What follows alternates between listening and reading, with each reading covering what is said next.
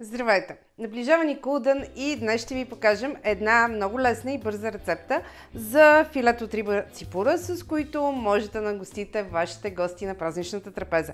Приготвят се доста бързо, наистина са атрактивни, имат много красиви цветове и като цяло блюдото изглежда превъзходно. Надяваме се рецептата да ви харесва, останете с нас, ние сме без рукола и започваме! Първо ще направим една салца, която се прави с чери и домати или пък каквито домати имате. Трябва да ги направите на половинки или ако са по-големи да ги нарежете на 4 парчета. Ето по този начин. Сложете 2-3 супени лъжици захтин в един тиган и изчакайте да се загрее добре. За рецептата също така ще ви трябва около половин чаша листа от босилек, които трябва да се измият и да се нарежат на финно.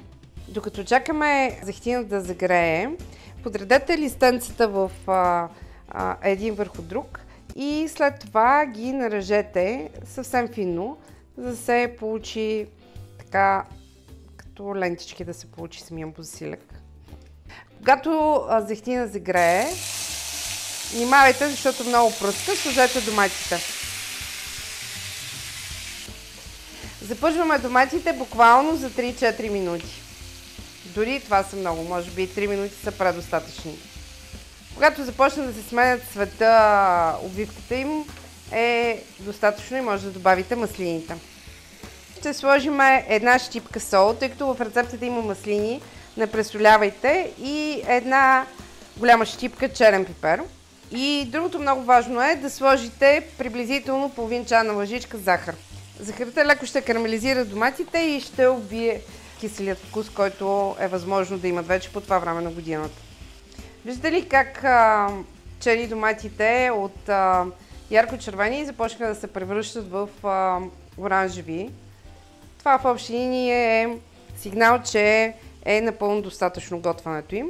Сега трябва да сложим 3 супени лъжици маслините джеска. Може да използвате всякакви маслини, каквито обичате. Може да сложите каламата, може да сложите някакви други маслини. Важното е да са без костилки, разбира се, за тази рецепта. И готвиме маслините и доматите още една минута. След това поръсваме с половината количество от босилек. Разбърквате още веднъж добре и можете да оставите настрани нашата салса. Отново слагате 3 супени лъжици захтин в тигана. Филетата от риба ципура, които аз използвам, са от риба, която беше пакет риба, която е замразена. Аз ги извадих, подсуших ги добре, поръсих ги с сол и с черен пипер и ги оставих да престоят 1 час.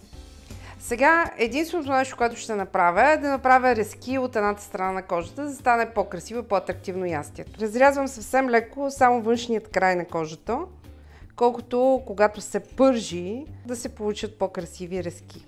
Много важно нещо при пърженето, особено на филета и особено когато са с кожа, е тиганът ви и олиото в него да е загрято много добре. Независимо дали използвате олио или използвате зехтин, това е много важно условие да е предварително добре загрято. Винаги слагайте рибата с кожата надолу. И я оставете така поне 2 или 3 минути, без да местите, за да не ви залепне кожата отдолу. Трябва тигана да е силно загрят, мазнината да е загрята и да не местите поне 1-2 минути. След 2 минути, ако олиото ви е било достатъчно добре загрято, вече имате хрупкава кожа с красив цвят и рибата в никакъв случай няма да ви е залепнала. Пържиме от другата страна. От другата страна достатъчно минута и половина, защото това е филе и няма нужда да се препържва в никакъв случай. Най-сигурният начин да не препържите риба и да не прегорите коричката е като използвате часовник. За филе времето е 2 минути от страната на кожата и още минута и половина от страната на филето. Както виждате, за по-малко от 15 минути приготвихме едно доста голямо ястие. Рибата от едната страна е добре запечена, а от другата страна кожичката е станала хрупкава. Ще подредим рибките в единият край на чинията, като ще ги сложим отново с месото надолу, за да може то да попие от вкусните аромати на соса, който приготвихме.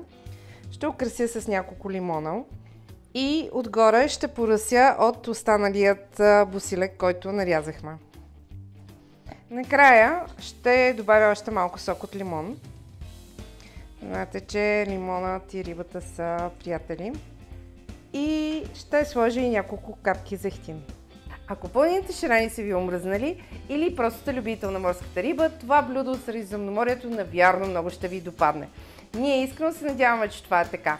Днес го приготвихме само за 15 минути, но въпреки това то е изключително вкусно и, както виждате, цветно и красиво. Надяваме се да ви е било интересно с нас. Ние сме Безруко, благодарим ви!